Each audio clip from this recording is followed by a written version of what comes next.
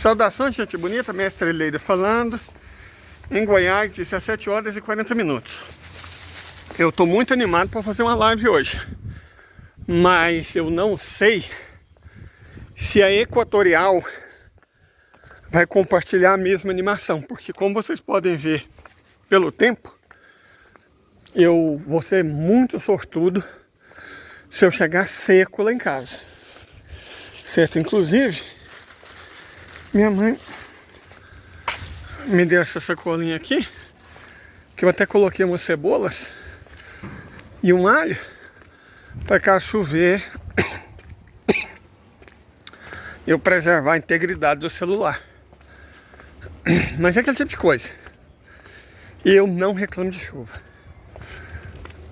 Eu acho que goiano, raiz, não faz isso. A nova geração faz, né? Porque nunca vi um campo de cultivo na vida. Mas a minha geração não. Chuva é... Então, se eu molhei, paciência, acontece. Mas eu preciso do meu celular para trabalhar. Enfim. Vamos trocar umas ideias aqui. Eu li num jornal indiano.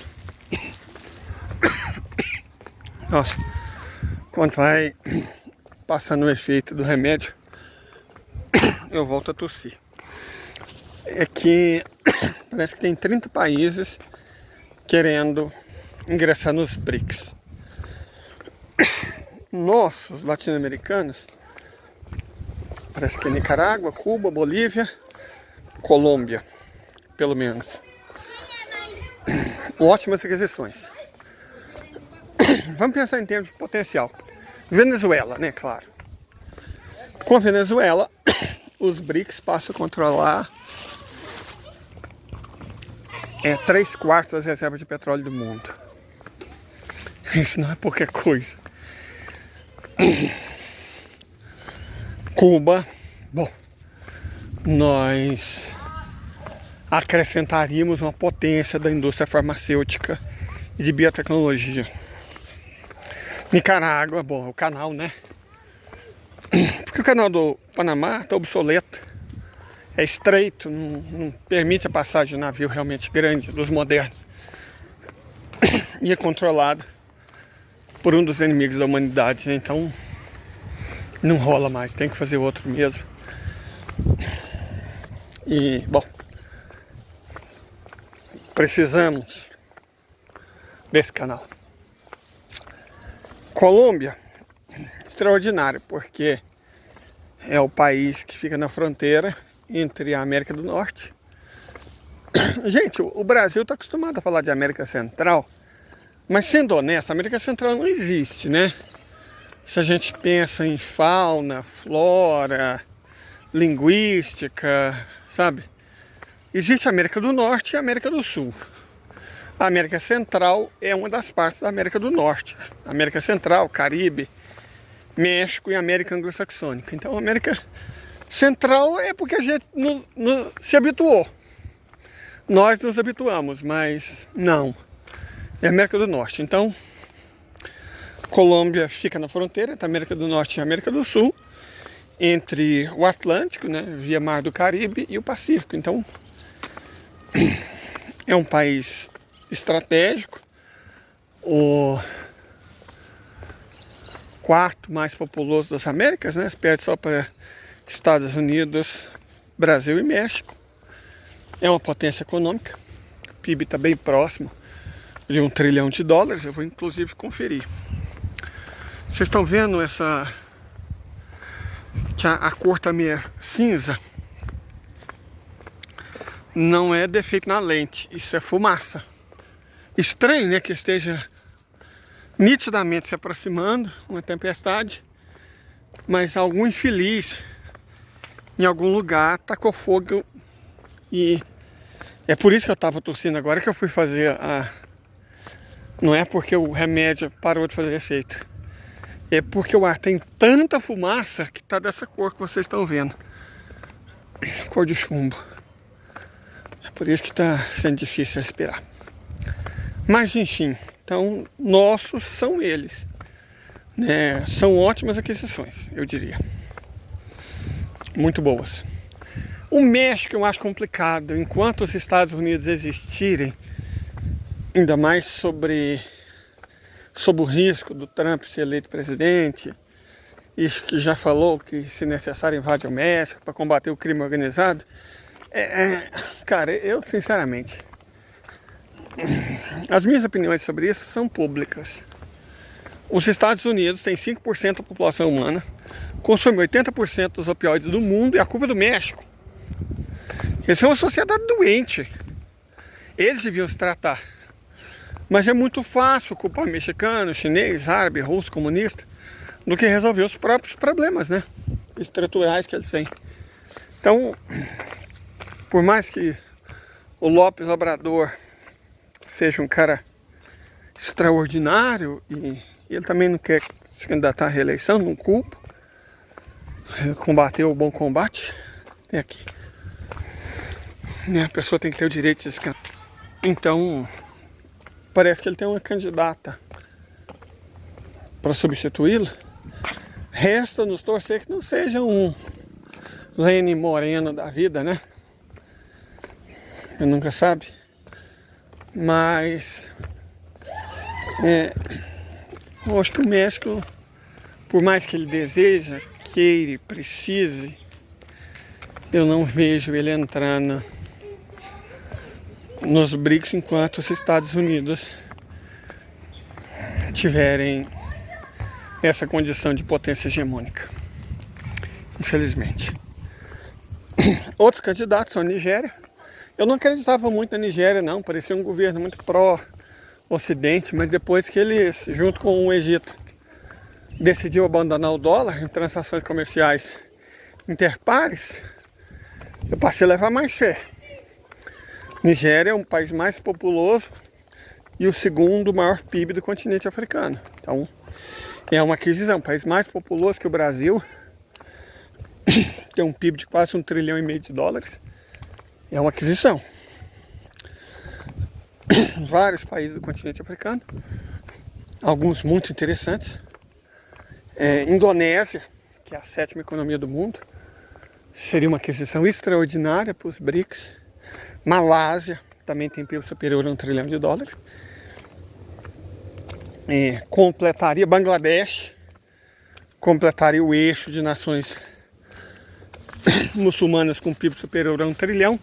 E tem dois que são problemáticos, eu não sei se entra porque os contra são muito fortes. O Marrocos, três na verdade, Marrocos, que é uma nação traidora do continente africano, é uma espécie de cadelinha fraudiqueira do Ocidente. Uma Jordânia da África. O Paquistão, você não pode aceitar nos BRICS um país que seja inimigo de um dos membros originais. Enquanto o Paquistão não resolver os problemas que ele tem com a Índia, não dá, né, gente? Na real, você não faz isso. Não é certo. Então, e a Turquia? A Turquia seria uma aquisição excepcional, 11ª economia do mundo, 3,5 trilhões de dólares de PIB e tal.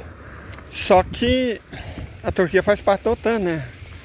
Não dá para você colocar um servo do demônio dentro da igreja. Você pode até cumprimentá-lo, trocar informações, fazer negócio, mas dentro da igreja não.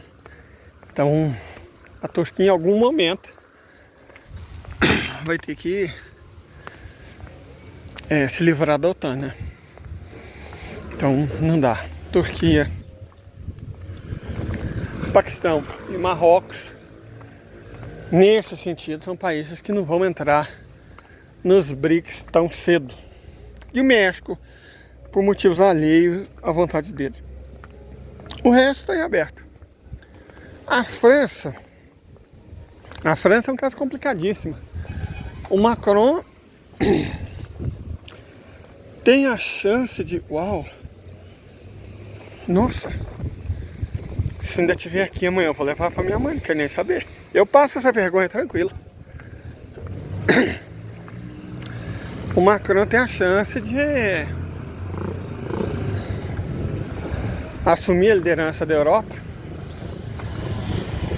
mas ele adota umas políticas, umas palavras, umas atitudes que difícil, né? A Meloni é a mesma coisa. Então acho que da Europa Ocidental, gente, não salva meu irmão. Infelizmente. Uma lástima. Pessoas pensam uma pessoa que tem ódio de Timbit. Nossa, capim miserável.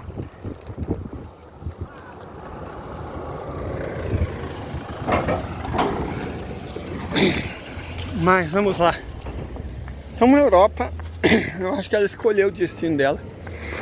Como eu disse, uma lástima. Talvez a Sérvia, né?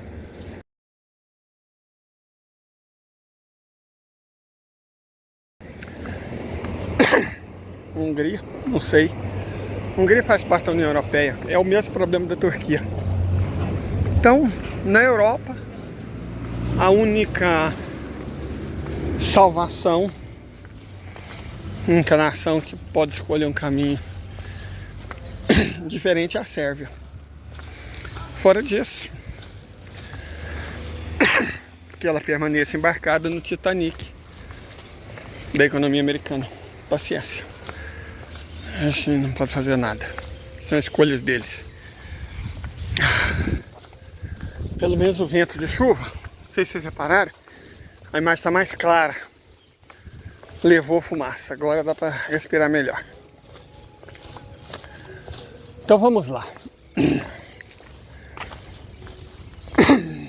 Eu acredito, honestamente, que a economia do Ocidente colapsa esse ano. Esse ano a gente entra em colapso. E os bilionários sabem disso. O Jeff Bezos parece que se desfez de bilhões de dólares em ações da própria companhia. O Elon Musk tá vendo a empresa dele derreter.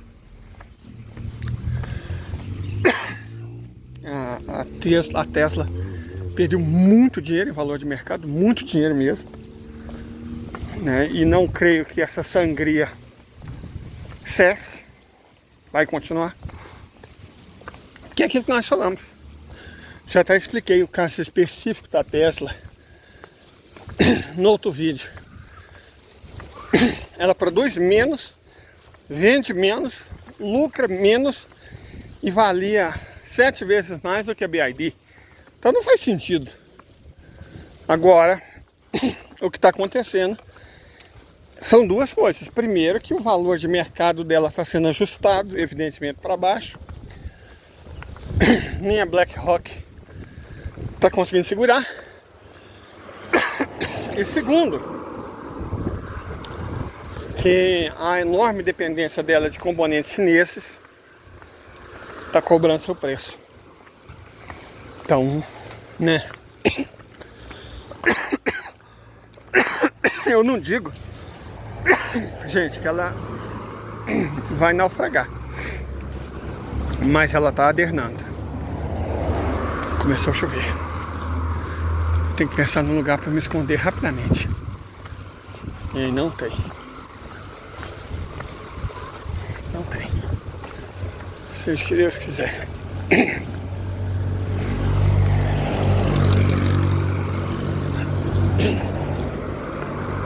Ver.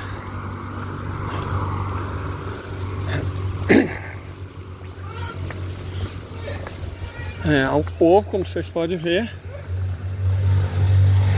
sejam rapazes lá atrás ou moças aqui, tá jogando futebol na rua. Eu nem sabia que isso ainda existia. Eu jurava que eu era da última geração que fez isso, mas pelo jeito não, né? Enfim. Se eu quiser escapar de molhar, é melhor chance do outro lado da rua. Aqui. Tem alguns lugares que talvez dê para eu me esconder.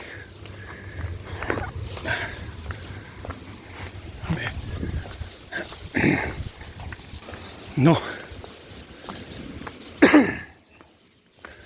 Desde que Ronaldo Caiado privatizou a Celg, evidentemente aconteceu o que a gente esperava, que todo mundo dizia que ia acontecer.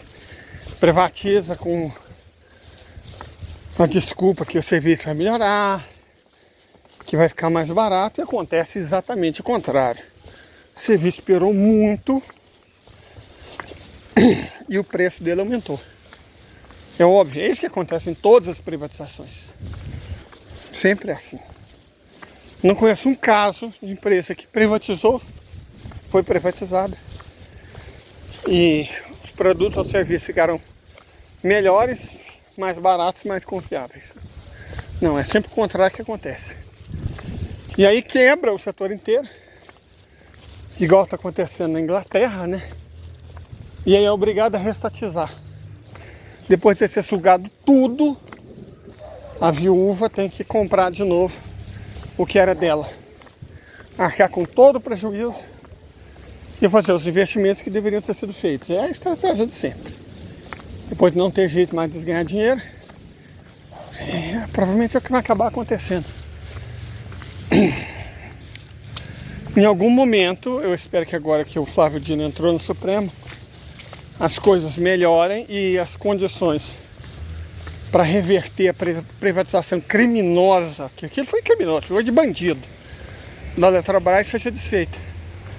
Quanto à Petrobras, a melhor estratégia é esquecer a BR Distribuidora, esse negócio assim, e criar uma empresa concorrente. Eles não gostam de concorrente? Não. Cria uma empresa estatal concorrente e deixa o pau cantar. Simples assim. Ah lá, gente, eu tenho uma escolha. Aqui eu tenho uma opção de fuga. Só que eu tô perto de casa. Então eu vou arriscar molhar, né? Chegar em casa. Mas, voltando à geopolítica.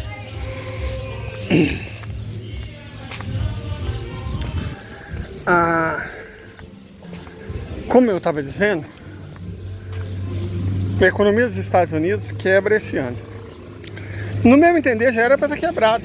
Na verdade, se não quebrar mês que vem, as minhas previsões estavam erradas. Que eu falei, entre outubro e março quebra. Março é o mês que vem. Se não quebrar, eu falhei. E assim, tá ouvindo os trovões? O lance, gente, é que é impressionante como as regras do capitalismo parecem não valer para os Estados Unidos.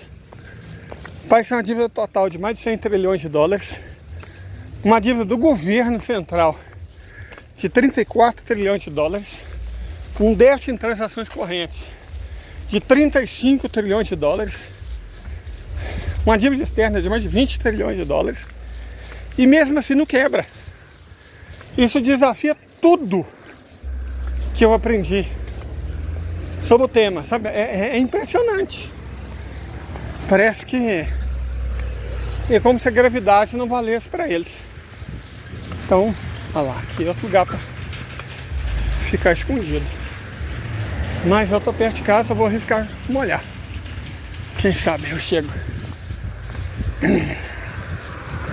Bom, voltando. Então assim, mesmo que o tempo mostre que eu estava errado e não quebre o setor imobiliário ou financeiro ou a bolsa no mês que vem, não tem como, de verdade, o Moringa passar desse ano. Vai quebrar. Tem as coisas que não faz o mínimo sentido. E os bilionários, como eu estava dizendo, já estão vendendo participação, comprando ouro. A gente teve notícia de alguns meses atrás deles transferirem toneladas de ouro para a China. Então os caras que têm o dinheiro já estão se movimentando, já estão tirando eles, já estão se preparando. Os ratos são os primeiros a fugir, né, gente? Mas deixa eu só fazer uma observação. Faz poucos dias, na verdade, uma semana, que eu descobri que eu tenho asma. Mas isso não quer dizer que eu não sabia nada sobre asma. Meu irmão é asmático e a minha sobrinha também. É como o médico disse, isso é genético. Então, a Leide, se você molhar, ótimo. A água fria é uma das coisas que mais aliviam quem tem asma. Na verdade, coitado do meu irmão, pegou uma pneumonia quando ele tinha 18 anos, ou 17. Eu já dei 6 pneumonias. Se ele deu uma só. Julho, frio pra carvalho. Meu pai trabalhava em 3 ranchos como cozinheiro. E meu irmão tava numa crise de asma, né? E para aliviar, ele passou muitas horas na água gelada do Lago Azul. E aí pegou uma pneumonia. Pneumonia é uma coisa já por si só perigosa. Para quem tem asma, então, ele passou um riscado. Mas deu tudo certo. E foi por ocasião daquela vez que eu entendi que pro asmático o banho de água gelada é um alívio. Então, eu tô pertinho de casa. Se a chuva engrossar e eu molhar, paciência. Eu tenho como proteger o celular e eu vou ficar bem. Enfim, o que não vai ficar bem é a economia ocidental. Gente, ela não tem conserto. Eu vejo comentários, né? Pessoas céticas ou com medo de ser esperançosas, quando eu falo, vai acabar? Ah, mas o que você fala é tão diferente do que a imprensa fala. Mas a imprensa falou que tinha armas de destruição em massa no Iraque. A imprensa falou que era bom passar fome, que o governo do Bozo foi ótimo, que estava tudo certo. Privatizar é excelente. Banco Central Independente é ótimo, que o governo do Temer fez as reformas necessárias, que o país precisava da perda de direitos, né, que é chama de reforma. Então a imprensa falar uma coisa, cara, entenda duas coisas. Quando a imprensa diz alguma coisa, ou ela está mentindo, ou aquilo é prejudicial para você. Se ela está elogiando alguma coisa, se ela está mostrando alguma coisa, ou é porque aquilo é mentira, o que é muito comum, ou porque aquilo te prejudica enquanto trabalhador. Então, é claro que a gente tem que saber o que a imprensa está dizendo para ter uma ideia de quais mentiras estão sendo arquitetadas contra nós. Mas, invariavelmente, ela mente. Então, é pouco relevante o que é dito nela, né? Pouco relevante. Olha os pezinhos de moringa que eu plantei, o tamanho que já tá. Uau! Enfim. Tô chegando em casa. E me despeço aqui. Pelo jeito eu escapei da chuva, mas espero que ela caia. Todavia, eu espero que ela não leve a eletricidade junto. Pra gente poder conversar mais hoje à noite. Fiquem bem e até a próxima. Olha o trovão. Lembro do meu finado pai. Tomara que ele esteja no céu me olhando. Até mais, gente.